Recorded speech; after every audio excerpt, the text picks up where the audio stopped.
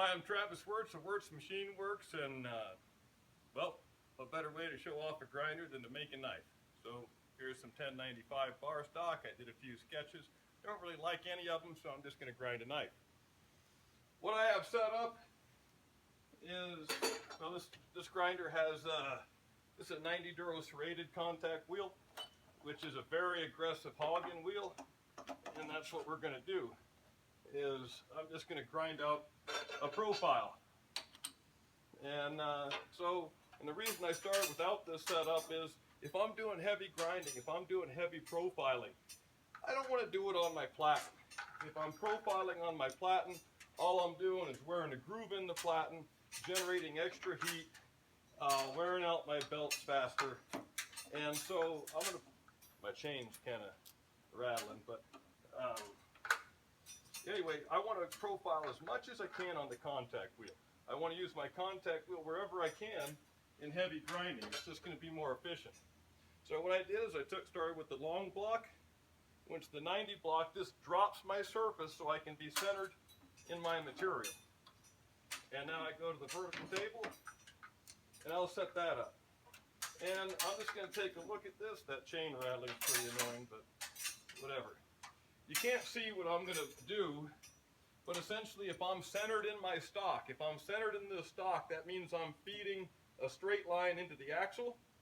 What I'm doing on the opposite side, would you like to know? But what I'm doing on the opposite side here is I'm just moving, I'm going to tip this back a little bit till my material, and it's kind of awkward with this long piece, but it'll get shorter pretty quick. There we go. Yeah, I'm just going to get centered on the axle. And what that means is when I grind here, I'm going to be centered in the wheel, centered in my stock. And by taking the actual piece of stock, projecting it to the axle, that's one way to get accurately on center. And now I just tighten everything, and I can stop jangling that. Never mind that little guy, but we're going to do something fairly big.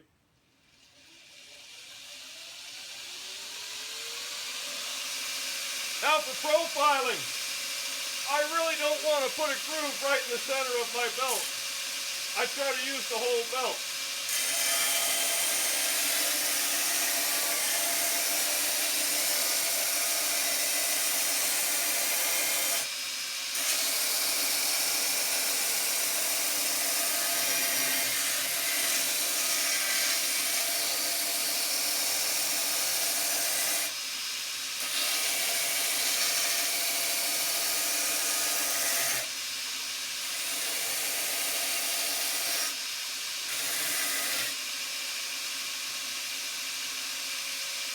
Figure out,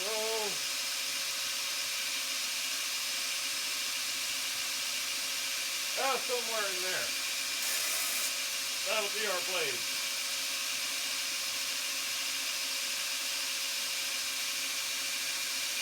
Yep. I think it'll be hidden thing.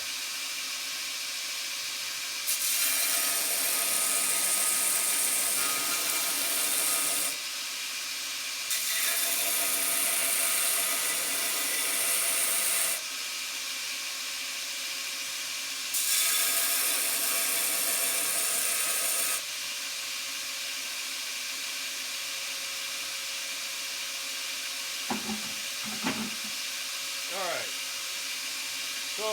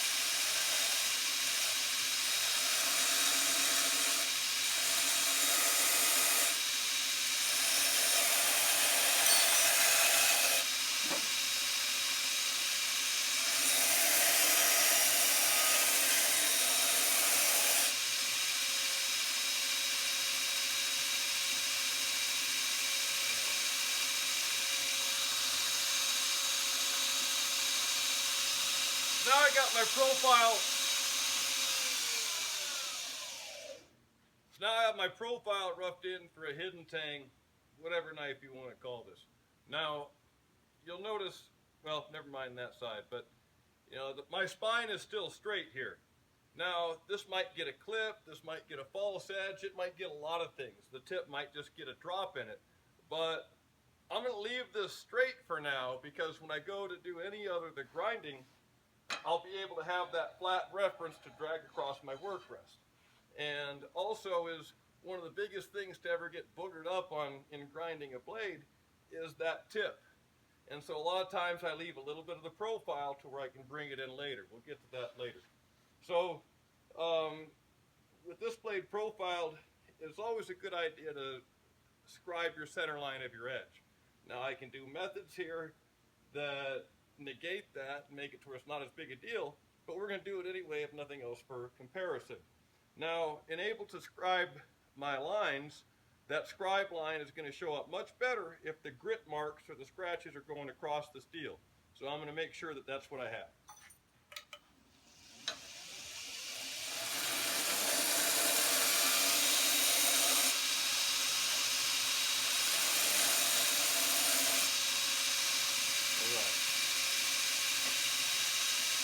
We'll get a little on the back side, even though the way this steel was, there kind of already is.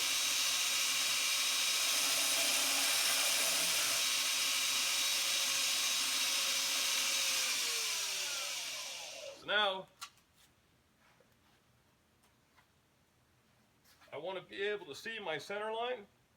So a lot of people use die-chem marking fluid, but I'm actually just going to use a Sharpie because it's just that much more convenient. And I'm going to Sharpie these lines. Now I'm going to set up the fixture or set up the work rest to where I almost don't have to do this. It's just going to, if I bring the grind back the same, it'll be centered. I'll do that anyway, but still going to scribe the lines so we know where we need to be. Now I have that backlit. So this is 1/4 inch stock. And anytime you're finding a center line, you're just basically, well, I find a center line by referencing the flats. Your reference point in knife making machining is very important. Where are you going to reference it? You know, you might have to reference the bevel. So this is about 1/4 inch thick. So what I use, this is just a little lathe cut-off tool, but it could be a tang scrap. Well, in my case, it can't be a tang scrap because we know why. And anyway, this is about a 1/4 inch thick. Actually, it looks like 3/16. I can see it's 3/16. And so this is going to be, I'm going to grind a few different points I'm going to use as a scribe.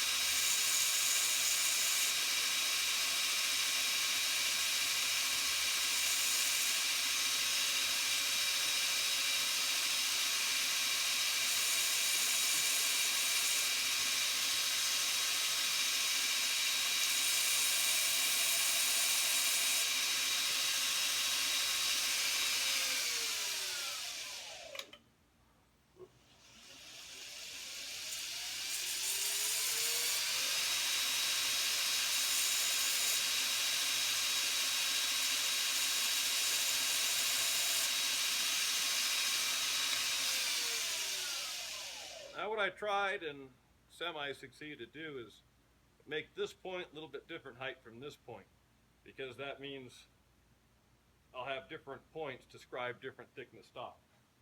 And now, I guess we could probably turn the camera, although the lighting's horrible over here, but what I'm essentially going to do is take my scribe, and if the lighting's that, well, it is that bad. I mean, it's bad for me. I'm going to find which line I like the best, and it happens to be this way, or which point seems to be a good thickness, because some people will scribe a 0 line, meaning it's one singular line, and some people will scribe 2 lines, or a gap between. And this kind of depends on what you like looking at, and it kind of depends on the forged blade. Sometimes the two lines are going to fall off the bevel, but we're using nice clean stock. And that's almost a single line, and that's fine by me. I'm going to use methods that aren't really going to rely on that, especially not pre-heat treat. And so I also kind of, as I profiled this, I profiled knowing that my shoal here is probably going to come back and probably going to come forward. Well, that left me that material, so I can start my grind up here. I like to always have room to grow here. I like to have room to shrink or grow here. So this is actually where my guard's going to be, approximate. That's a little step for the guard, and then on into the tank. And so our grind is going to start above here. That way I can get my plunges as accurate as I can get them. So now that we have that scribed, I'm just going to pull this off, and I'm going to use a different tool rest because we can come back to this. Put my Sharpie in my Sharpie pouch. All right. So now that I did my profiling, and again, any work, any heavy grinding you can do on your contact wheel, do on your contact wheel.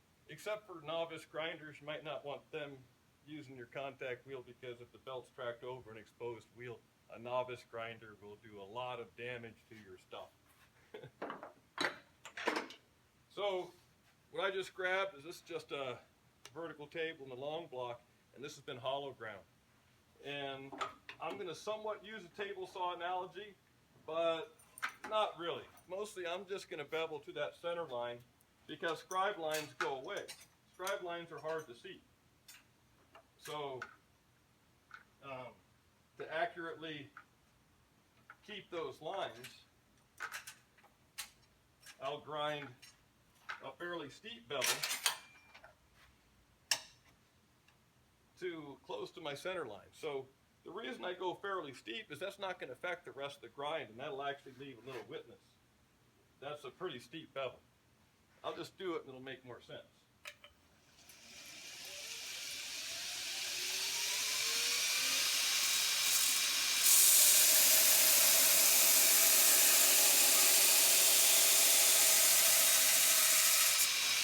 Tighten your stuff though. So that's a good example. Okay, I use stuff for all kinds of weird things here, and I didn't tighten my inner bolt before I started. So there's a good example. Check your stuff before grinding.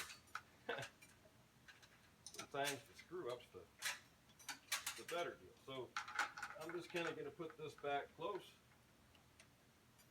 because my angle right now is arbitrary. My purpose is to grind basically to my center line, so that over time, as I'm making multiple passes and I can no longer see it, I've established center. So anyway, yeah, good enough. All right, now we're good.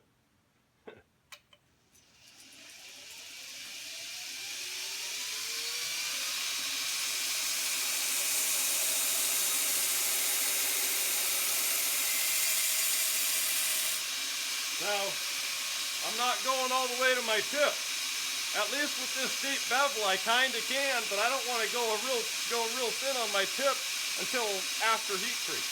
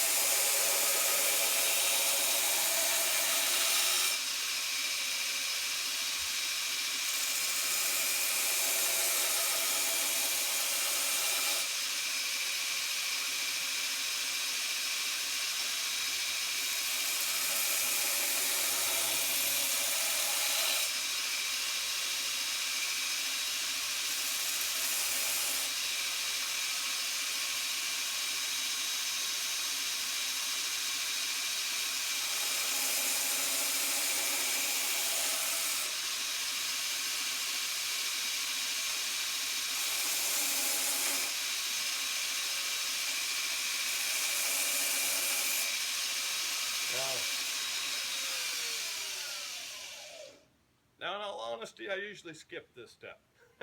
But the purpose of it is so you don't have to grind your edge all the way to your center line to stay centered, because the lines become hard to see. So taking that steep bevel, almost like sharpening, as we refine this, we'll still be able to see that. And it just keeps us from going too thin too soon. Now, there's two methods. Well, there's so many ways you can do this stuff. But with here, is I could bring this grind further. I could set my table back, and I can bring a hollow grind that follows this profile. But I don't necessarily want to do this. This blade is not hardened yet. This, stuff can go wrong in heat treat. So just as you can kind of see the center line, is I didn't even take it quite so thin there, is I want to leave some thickness, so if I do get warpage in heat treating, I can fix it. And so we're just going to do a hollow grind to remove the majority of this material, meaning if this were a big blade, the method I'm going to show you will allow you to hog a lot of material fast and set up a flat grind. So I'll pull this work rest off, and I'll just go to this one. And like I said, I could use that one the same way and trace around, but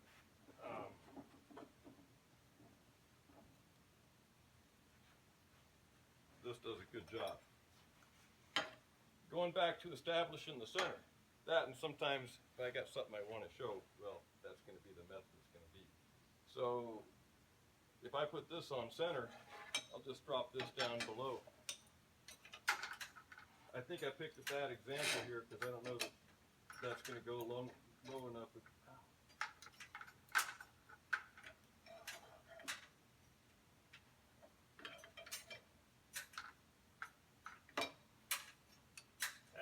do it.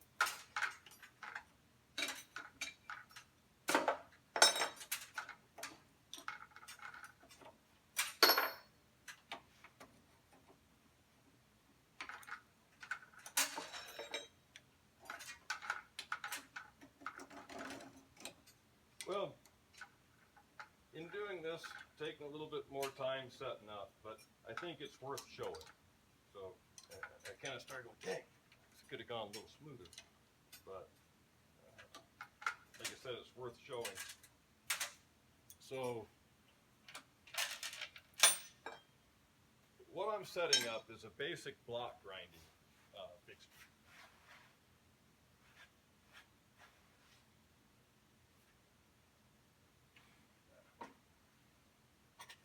I need a block.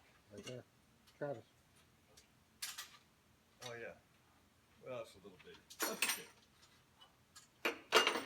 So, as we set the center for profiling, we're going to do the same thing.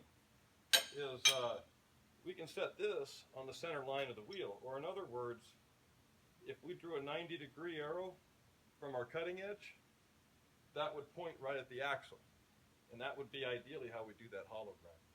Now here I'm just doing the hollow grind because I want to remove material, but I want to mention that this is a good way to set up the depth or placement of a hollow for a double-edged blade. And as we go, just kind of think about that. So as I mentioned before, well, I'm going to set the center of my material on the center line. So the reason I had to grab this longer piece is so I can drop low enough to intersect my center line. And that's about there. And so that's what I'm actually looking, is I'm looking at the axle in line with where the blade would be. And so once I get it close, then I can just rock back just a little bit, or as needed, to get on center. So that means when I hold this blade against something square, I can just drag through, and it's going to be set. That's going to be set to where the edge is the thinnest point. Now that I move that, I'm just going to straighten myself out a little bit there. Tighten myself up here. Check this and go, okay, yeah, it does go through the axle. So, with the exception of potentially grinding too far, I could just about do this in a single pass. But I won't.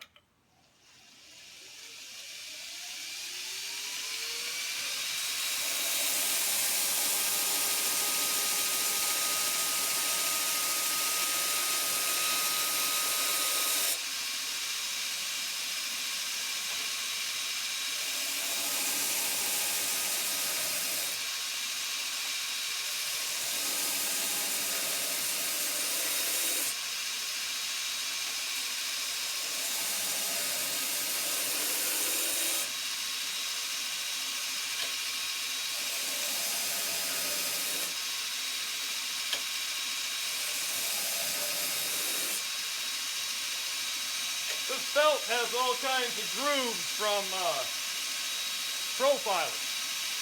So I'm having to lean to get a nice pass.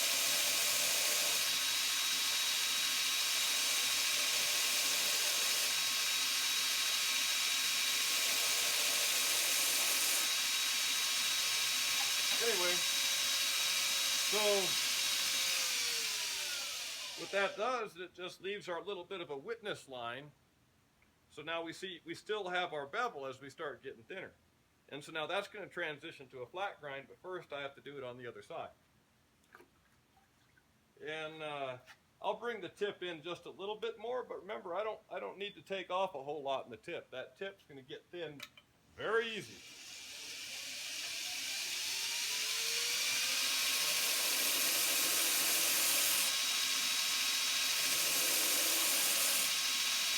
And you don't want to go, it's easy to break through there because we're not following the contour.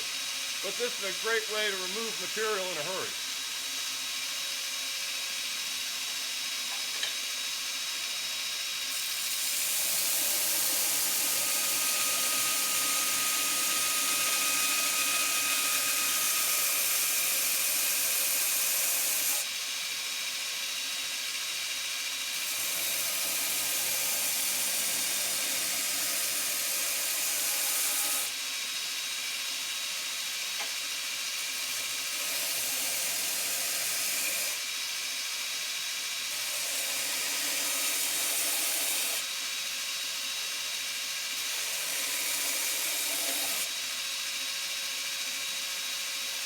Now, you can kind of see some neat things happening and potential for combination grinds, fullers, lots of neat stuff by being able to adjust your work rest height, fine tune with your work rest angle, and base it off the center line of your axle.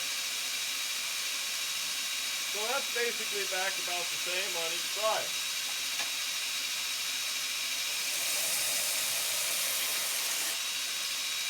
So, well, cool.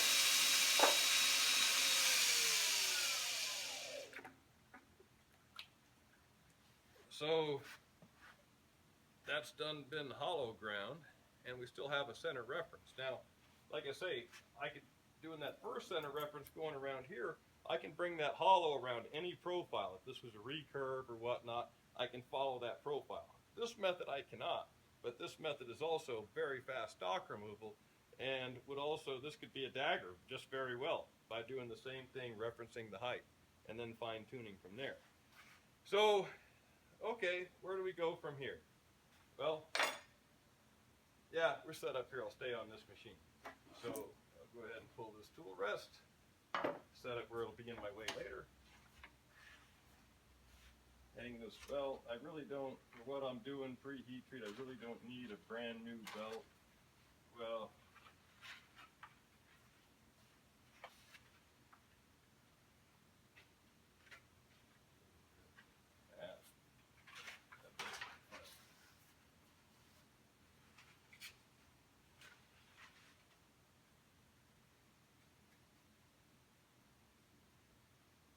thing about grabbing mystery belts, anytime you grab a mystery belt, you don't know what's been done to this. I can see some light spots here, which means I probably have high spots here, and those will show up in your grinds. That's one of the biggest things about a mystery belt. Now, it doesn't really matter for where I'm at, but I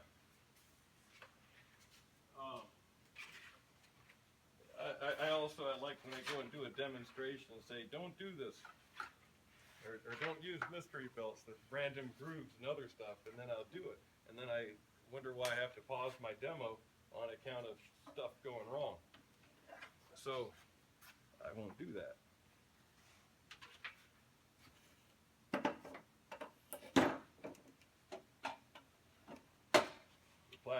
Flat and dead ends here. I haven't talked much about the machine while I'm here, but it's kind of about doing. So the platen is going to dead end here. I'm going to tighten the component. I'm going to put my belt on, make sure it's on all the wheels. Now, some belts are directional, some belts are not. This belt is, but only kind of. It just says, well, run it that way first, and then when it wears out, run it the other way. Maybe it's vice versa, but not that big a deal, but do pay attention.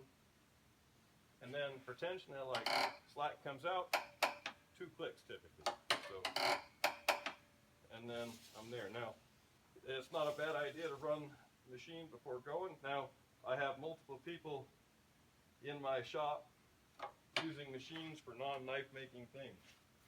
I do want to make sure that my platen is aligned straight.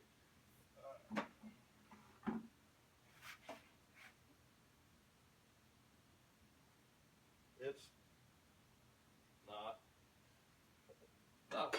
that far off. Yeah. I don't have a 7/16 wrench handy. It's really not that far off. It's just these things get swapped out a lot here. And, well, anyway, I don't always get them put back. There we go. I like to have, usually in my assembly deal, is I keep a 7/16 where I've ground it a little bit thinner to get in here a little easier. And so I have adjustment here because you always want to make sure your belt's running square to your platen, or that your platen's square to your wheels. And all I do is hold an arm up to it. Not that, probably, here's just a blank arm, not the axles themselves, to the wheels, and then squeeze that together. And so this is just a little check, and it's kind of awkward the way I'm holding it at the moment, and I should probably just get a wrench, but these Nipex pliers do just about all I ever need a wrench for, since I bought them anyway. So, there we go. That's back.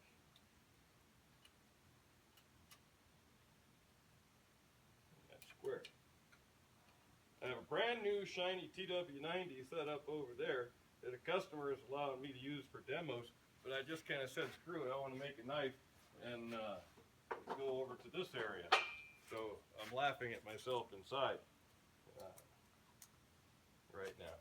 Okay, so, but that's a good double check. Another check is, and people ask me this, well, how should I have this proud? Should I have it flush?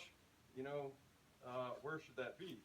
Well, this has a little bit of gunk on this wheel, but right now it's just slightly proud.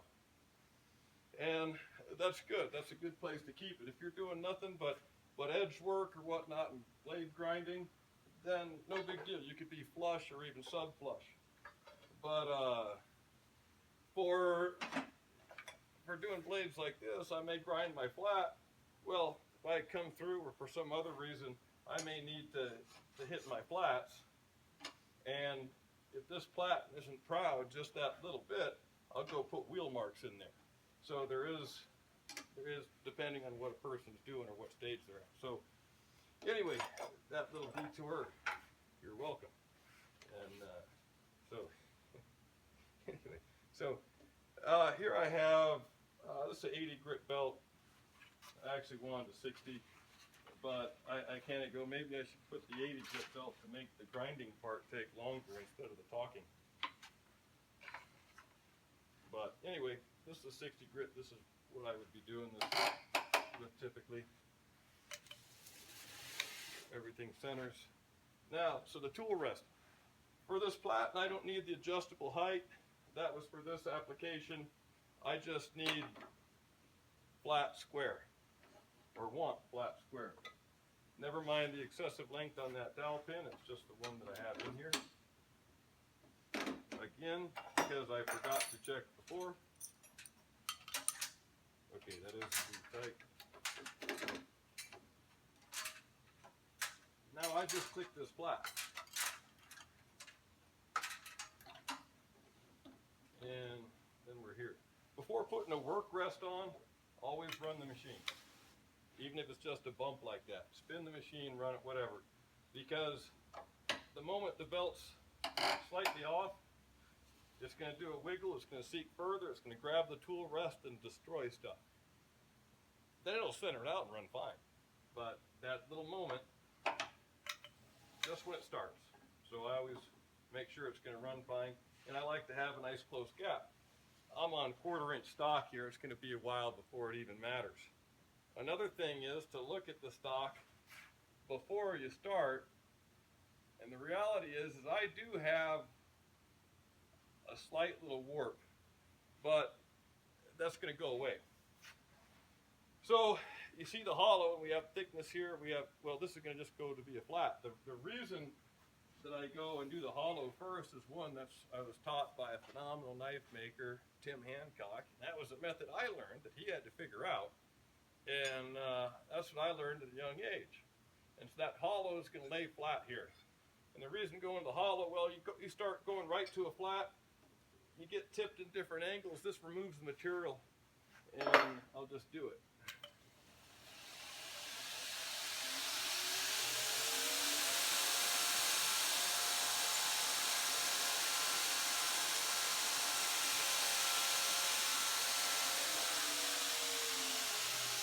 I don't need to go full speed. If I'm doing something referencing the work rest, I'll go full speed because I'm referencing the work rest.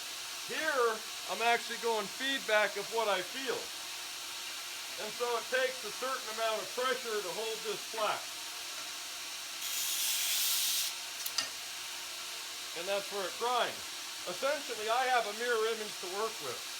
So I know what's going on this side by what this side looks like. If I put my push stick centered, it wants to go there. It's already making my flat. My push stick is where I want to be corresponding, then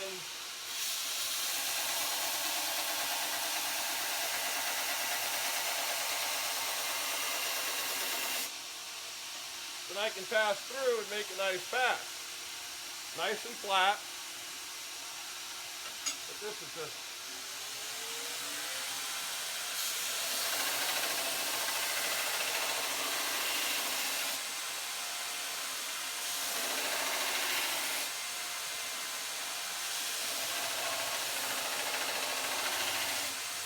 Now I'm not going to go too far on this side because I essentially need to drop my work rest. Well, this grind is weird.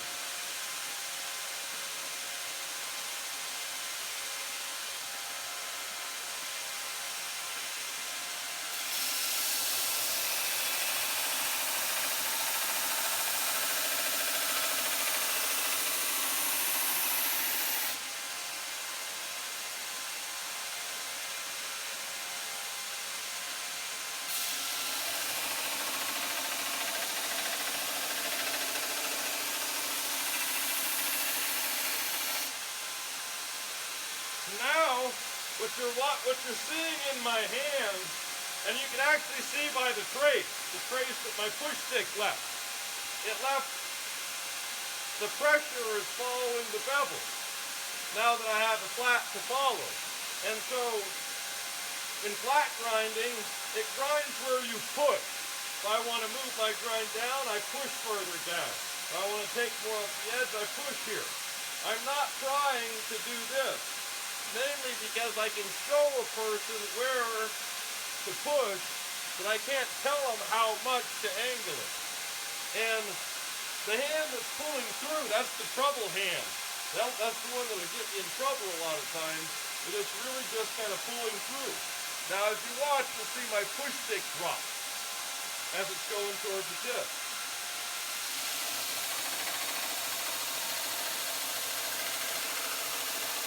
Dropping, dropping, dropping, dropping, dropping, and I'm going to stop before the tip ever breaks the plane.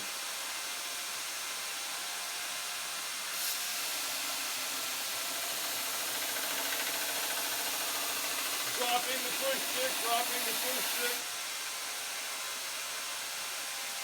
So now I can go back to my other side, because we're just bringing that tip in. And this ain't nowhere near close to even. I don't care at this point. Well, normally I'm talking too much. But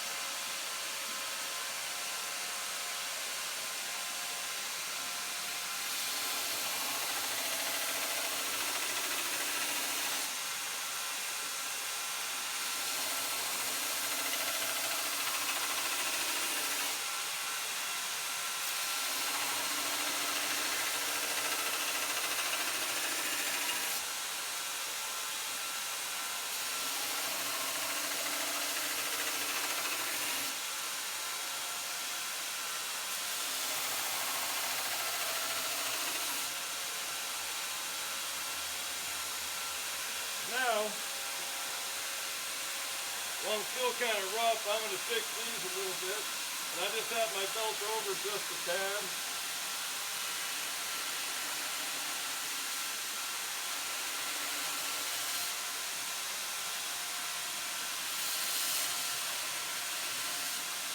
This is not a flexible belt, so I'm just kind of getting closer and removing the last little bit of that hollow grind.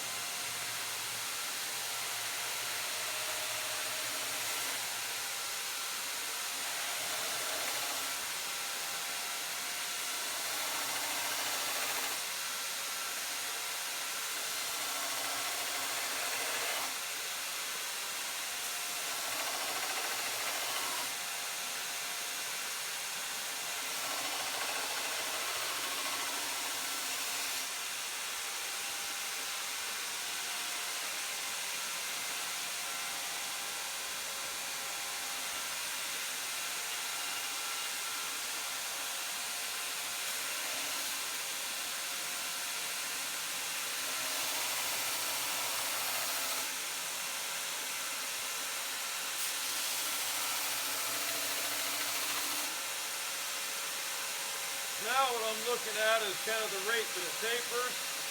There's my line there. Or better if I do here, there's that line.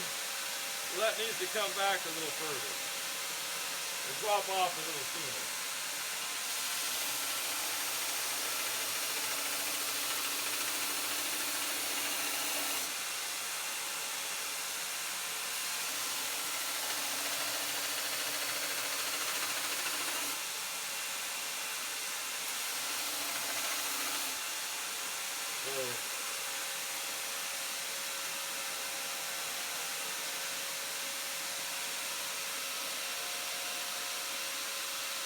Look, kind of a chase it. Now I got to bring that side a little back more. But that's okay. We're also about a little under a quarter, a little over a quarter.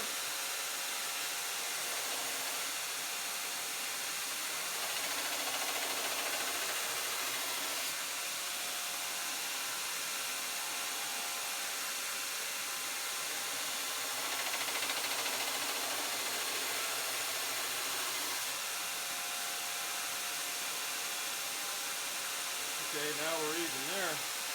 And my tip is thick.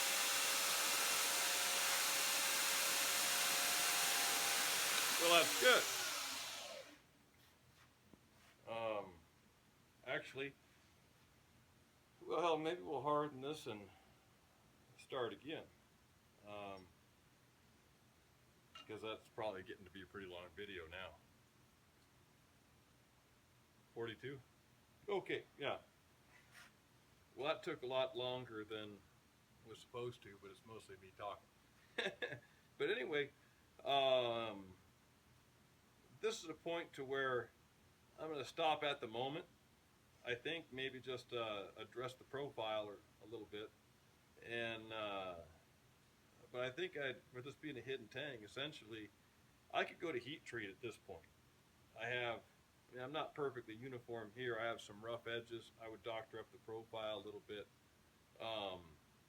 But, you know, this really could go to hardening because anything from this point, from squaring up our shoulders, that can be ground. Everything can be ground on this. So never mind some of the profile, is what we're looking at is we're going to look at the grind. Well, I'll take a flexible belt and I'll roll in here to do my plunges. And this is still a 60 grip, so these would get doctored up a lot more. But essentially, for going into heat treat, if I'm doing a pre-grind, is it doesn't have to be finished, and as long as there aren't jagged edges, that's okay. Mainly is that it's straight, it's uniform. If one side's ground a whole lot more than the other side, that's going to cause a warp. If this flat here is bigger on one side than another, well, that can cause a warp. And anyway, I'm sure I'll continue on this blade, but for this video, that's good.